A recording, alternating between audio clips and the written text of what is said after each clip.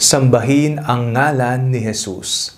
Ako po si Father Fiel Pareha at ito po ang ating segment, ang Daily Devotion, na kung saan tayo po ay magdarasal, magbabasa at magninilay kasama ng salita ng Diyos sa buong taon. Manalangin tayo.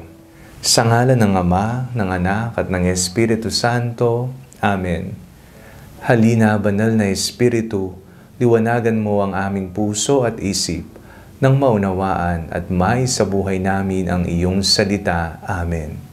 Our Bible passage for today is from the Gospel of St. Luke chapter 4, verses 31 to 37, and I read it for you. He went down to Capernaum, a city in Galilee, and was teaching them on the Sabbath.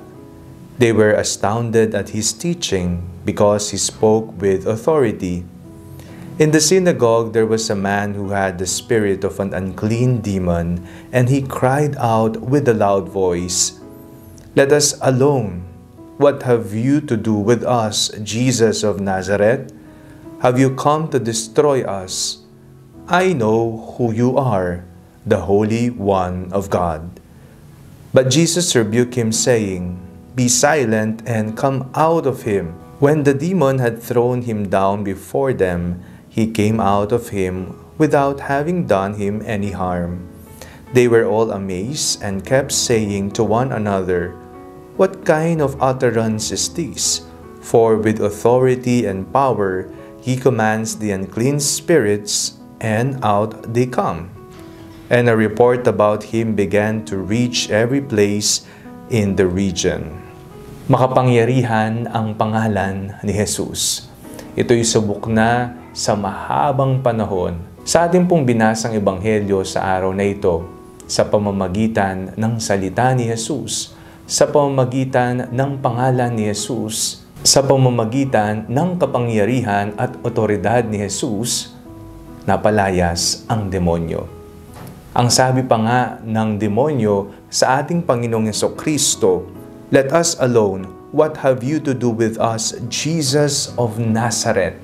Nanginginig, natatakot ang demonyo sa pangalan ni Jesus ng Nazareth. Sa mga panahon ng takot, pangamba at pag-aalinlangan, kanino po tayo sasamba?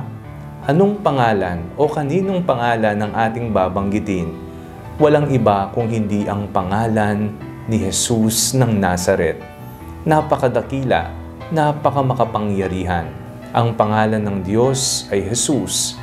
Jesus na nangangahulugang ililigtas tayo ng Diyos. Manalangin tayo. Panginoong Jesucristo, napakadakila ng iyong pangalan. Sinasamba ka namin, pinupuri ka namin. Amen. Sa ngalan ng Ama, ng Anak at ng Espiritu Santo.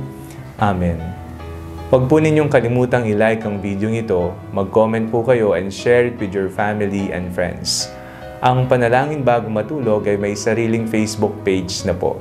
Huwag niyo pong kakalimutang mag-like o mag-follow dito, and do not forget to subscribe to our YouTube channel. I-click niyo lamang po ang link na nasa description ng video ito, o kaya naman po just search Father Fiel Pareha.